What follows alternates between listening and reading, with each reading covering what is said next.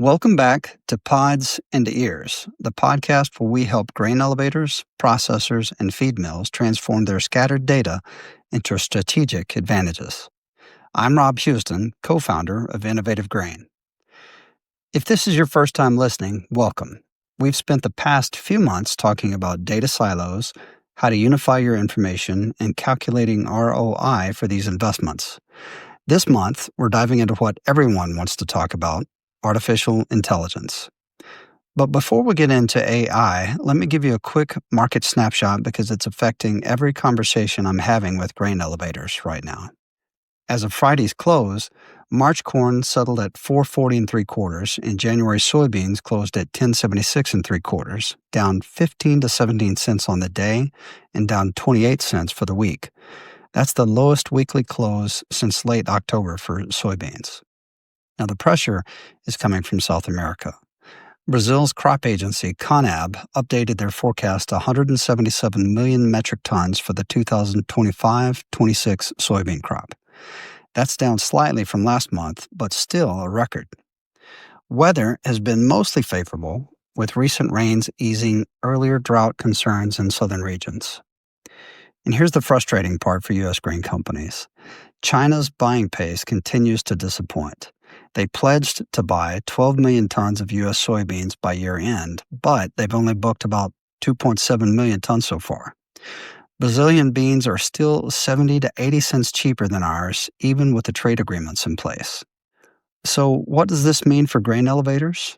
Well, it means tighter margins for one thing, more competition for farmer bushels, and an even greater need to operate efficiently and make smart, strategic decisions with every customer interaction. Which brings us right back to our topic today: using AI to gain competitive advantages when every cent matters. So, grab a cup of coffee and let's talk about AI done right. And let me start with a conversation I had last month. I was talking with a grain elevator manager. He's a great guy running a solid operation. He tells me, "Yeah, Rob, we're using AI. A couple of our merchandisers have ChatGPT accounts." And I said, "Well, that's great. Which model are they using?" And there was a long pause, and he said, "Model?" So I asked the follow-up: "Are they using the free version, or do you have enterprise accounts?" There was another pause. He said, "I think they're using the free one. Is there a difference?" And that's when I had to have a difficult conversation. Here's what most grain companies don't realize. When you see free consumer versions of ChatGPT, Claude, Grok, Gemini, Perplexity, or other AI platforms, you're potentially uploading customer data, contract information, and proprietary business intelligence to systems that could use that information to train their models. Think about what that means. Your merchandiser is analyzing pricing strategies, customer delivery patterns, competitive intelligence, and all of that information could become part of a public AI model's knowledge base. So it's not that your employees are doing anything wrong. They're trying to work more efficiently. They're embracing technology. But without knowing it, they may be creating a massive data governance risk. So I've seen merchandisers upload basis analysis with customer names, customer delivery patterns and volume trends, competitive pricing strategies, market share calculations, and customer retention strategies, all going into free AI platforms where that data could potentially be used to train models accessible to anyone, including your competitors. Now, this isn't a theoretical risk. This is happening right now in grain operations across the country. The solution? Enterprise AI with proper data governance. But before we get to how to implement it correctly, let's talk about what AI can actually do for grain merchandisers when you get it set up the right way. All right, so let's cut through the hype and talk about 5 real applications that are working today in grain operations. Application number 1, market analysis and basis intelligence. So there's the traditional way. Your merchandiser wants to understand your 3-year average basis for December corn. They pull up spreadsheets, export data from the accounting system, cross-reference Chicago Board of Trade futures prices, and 30 to 45 minutes later, they've got their answer. With AI connected to your unified data through Microsoft Fabric, your merchandiser asks, what's our 3-year average basis for December corn delivery, and how does our current bid of 15 over the March compare? The merchandiser gets an instant answer. Visualization showing historical patterns, current positioning, and competitive context. But here's why this matters beyond time savings, especially in today's market. With March corn at $4.40 and margins under pressure, you need to know if your basis levels are competitive. When you know your historical basis averages, you can have more transparent conversations with producers. You can say, our current offer of 15 over the March is actually above our 3-year average of 12 over the March for the same delivery period. Conversations like that builds trust. And when farmers are watching soybeans drop 28 cents in a week while Brazil's record crop puts pressure on everyone's basis, trust and transparency become competitive advantages. And that's not just efficiency. That's relationship building through data transparency in a challenging market environment. Application number 2, customer segmentation and call prioritization. So imagine it's a Monday morning. Your merchandiser needs to make calls. Who should they contact? Well, there's the traditional way, whoever comes to mind, working down an alphabetical list or chasing whoever called last. With AI on unified data, you can create a prioritized call list for this week based on producers with on-farm storage who typically sell in December, customers who haven't contracted 2025 crop yet, and accounts showing declining volume over the past 2 years. The AI analyzes your complete customer database, delivery history, communication patterns, market position, and generates a strategic call list ranked by opportunity and urgency. And that's real business value. Your merchandisers spend time on high-value conversations instead of cold calling producers who aren't ready to make decisions. We're seeing time efficiency improve 40 to 60% while relationship quality increases. Application number 3, contract and delivery forecasting. So let's say you're planning logistics for harvest. How many trucks will you need? What storage capacity should you reserve? The traditional way?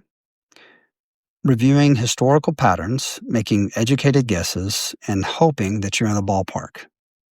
With AI on unified data, based on our last 5 years of delivery patterns, contracted volumes, and current weather forecasts, what's our expected daily volume for the first 2 weeks of October?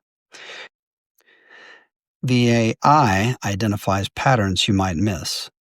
Producer A always delivers 60% of their corn in the first week if weather is dry.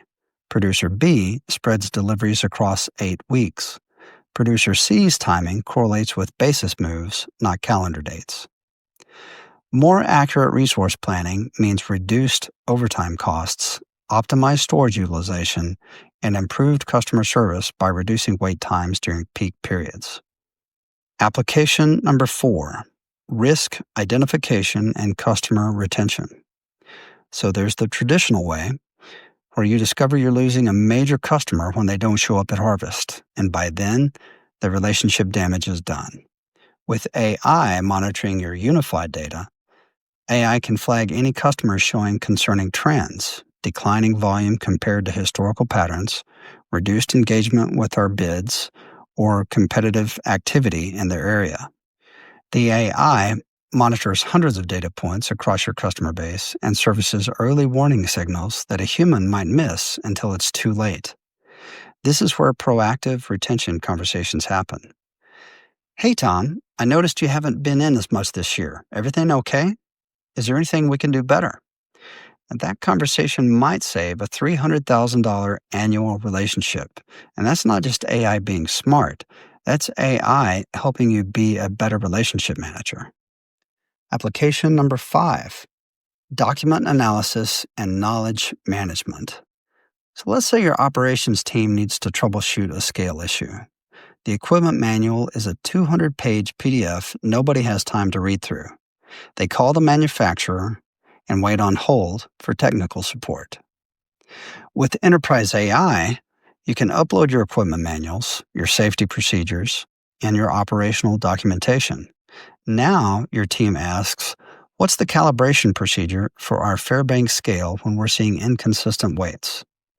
The AI searches the entire manual, finds the relevant section, provides step-by-step instructions with source citations. So you have reduced downtime, faster problem resolution, and better knowledge transfer when experienced employees retire or leave. These aren't science fiction applications. These are working today in grain operations that have done two things right. Number one, unified their data through Microsoft Fabric. And number two, implemented enterprise AI with proper governance. So let's talk about why free AI is actually too expensive. Free AI platforms are free because you're paying with your data instead of money. Now, let me break down the critical differences. With free consumer AI, your data may be used to train the model. You have no control over data retention or deletion, no audit trail of who accessed what. You have no integration with your business systems, no support or service level agreements, and your data leaves your secure environment. With enterprise AI, your data stays private and isn't used for training. You have complete control over data governance and retention, audit logs showing every query and response, integration with Microsoft Fabric and your unified data, service level agreements and support, and data remains within your governed environment. And you can have single sign-on for security and access control. Now, let's talk real costs. With free ChatGPT, it costs you $0 per month, but you have infinite risk. With enterprise AI, whether it's ChatGPT Team, ChatGPT Enterprise, Claude for Work, or Microsoft Copilot, or Perplexity Enterprise, the cost is around $25 to $60 per user per month, and that's governed and secure. For a grain elevator with 10 users leveraging AI, you're talking about $3,000 to $7,000 annually to eliminate data governance risk and gain enterprise capabilities. Now, that's a rounding error compared to the potential cost of a data breach or your competitive intelligence ending up in your competitor's hands. Here's something really important that just happened. As of September 2025, Microsoft expanded Copilot to include both OpenAI and Anthropic's Claude models. This is huge. You're no longer locked into a single AI vendor. Within your Microsoft ecosystem, you can choose which model to use for different tasks. You can use Claude for complex reasoning tasks like multi-year basis analysis, use OpenAI models for general business applications, or you can mix them both in Copilot Studio. And it all runs on top of your unified data in Microsoft Fabric with enterprise governance through your existing Microsoft 365 Admin Center. If you're already using Microsoft Fabric for data unification, which we've been talking about all year, then Microsoft Copilot with multi-model choice is the clear path forward. All right, so how do you actually do this right? And let me give you a practical roadmap. And I'm going to break this down in phases. So phase one, let's call this the data foundation. You cannot effectively use AI without unified data. If your grain accounting, CRM, and third-party data sources aren't connected through Microsoft Fabric, start there first. AI is exponentially more powerful when it can access complete, integrated information. And don't skip this step. I know AI is exciting, but without the data foundation, you're just getting fancy answers based on incomplete information. Phase two, select your enterprise platform. So if you're in the Microsoft ecosystem with Fabric, Microsoft Copilot is a natural choice. You get both OpenAI and Claude models, seamless integration with your data, and everything is managed through your existing admin center. If not, you might consider Gemini.